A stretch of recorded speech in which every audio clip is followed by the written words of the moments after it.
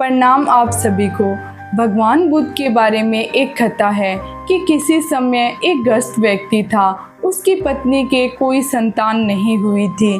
पत्नी के बांझपन के कारण बाद में उसने दूसरा विवाह कर लिया। अब उसके दो पत्नियां हो गई। दोनों में बनती नहीं थी। वे एक दूसरे से जलती थी। उनमें एक दूसरे के प्रति दुश्मनी बढ़ रही थी।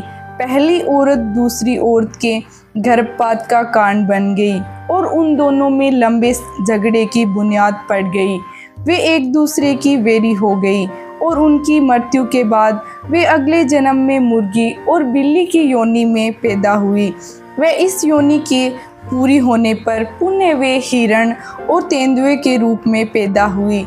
उनका वेद जन्म जन्मांतर चलता रहा और इसी तरह अनेक योनियां पूरी करने के बाद उनमें से एक ने श्रावस्ती के एक प्रतिष्ठित परिवार में जन्म लिया और दूसरी यक्षिणी काली के रूप में पैदा हुई।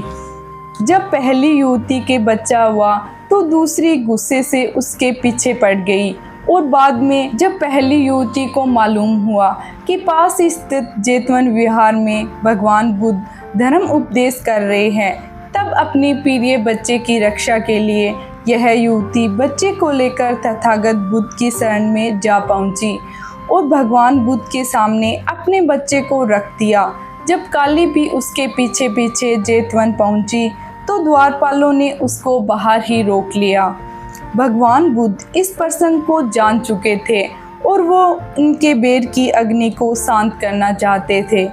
तथागत ने काली को भी अंदर बुलाया और उनके जन्मों से चले आ रहे कलह का कारण बताया कि वे कैसे एक दूसरे की दुश्मन बन गई और इस वजह से अज्ञान के कारण अनेक योनियों में दुख भोगते हुए आ रही है।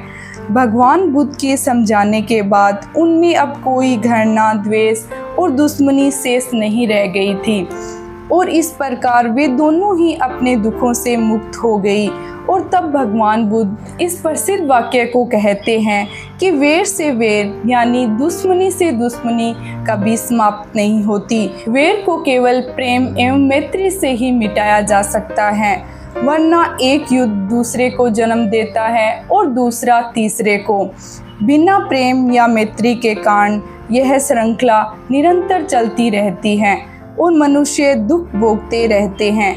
भगवान बुद्ध कहते हैं कि एस धम्मो संतनो, अर्थात यही संसार का सनातन नियम है।